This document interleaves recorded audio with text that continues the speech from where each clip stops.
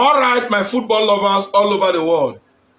Since the news of Senegal being stripped of the AFCON 2026 in favor of the Moroccan teams, I've been thinking. I've been asking questions. I've been doing my inquiries. So what really happened? What is really the basis of this judgment? And I've spoken to some sport pundits who said what's the name? That Senegal broke a law by walking out of the pitch when the referee didn't say so. That actually was an offense. I was like, okay, let's assume that's true. But why did they have to take them 2 months to realize that walk out on the pitch was wrong? When they walk out on the pitch, they return back and the referee allowed the game to continue. Why?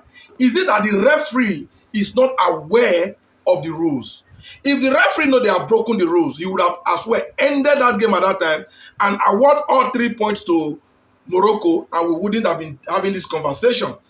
But the referee allowed them back on the ground. From what I heard, because I watched the match, that Sadio Mane did not leave the pitch, which means the entire team did not leave the pitch and they returned. So that was the ground. Only for me to hear that after 3 months later, now how are you going to explain it that Morocco, after 3 months, did a comeback? Because that's a comeback in a continental football. See, this is a ridiculous one on the African football. You see this body called CAF. I know there can be racism between African and Africa, no doubt. And Senegal taking this case to the court of arbitration, you won't get justice. I know what I'm saying. You won't get justice. There is a conspiracy. Because we all know what happens all through the tournament. Everything officiating was just in favor of the Morocco teams. You allowed them to play the game. A penalty was awarded unjustly. That was what angered the Senegalese, that they had a walkout. Okay, after being spoken to, whichever way or whatever happened, they now return back for Morocco to play their penalty. Morocco played that penalty and lost it. So, CAF, if Morocco have won that penalty, because if Morocco has scored that penalty, the game would not have gone to extra time. They would have won outrightly. Would this judgment have been revisited? Or it would have been left to lie like that? So there are so many questions that these corrupt African football bodies called CAF should be answering. Because I've been giving this a thought. I was like, you're just going to walk up to Senegal. The whole world knows that Senegal won the African Cup of Nations 2026. Because football is won on the pitch, not in some place where some few corrupt souls have sat down to decide.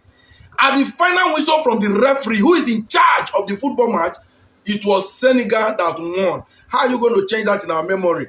You just want to take the trophy from them and give to Morocco for reasons best known to whoever is behind this. So you see all this corruption in places. This is a global menace, most especially on this black continent. What is wrong with the African continent? If I were other countries, I will share the pain. I will feel pain from this. And I think it will be okay if the next African Cup of Nations is being left for Morocco and CAF to host and play. Honestly, this doesn't make any sense. The referee doesn't know the law. They came back and they allowed the game to continue. And at the final whistle, Senegal was the winner.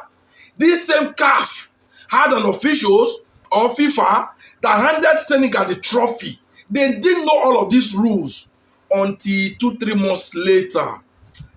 I think the hand of a monkey in the soup has gradually changed to the hand of a human being. Corruption in places is all over the world, but in that of Africa, it stinks. I don't know what you think, my people, but whatever you think, just comment your thought and opinion. See you at the comment section.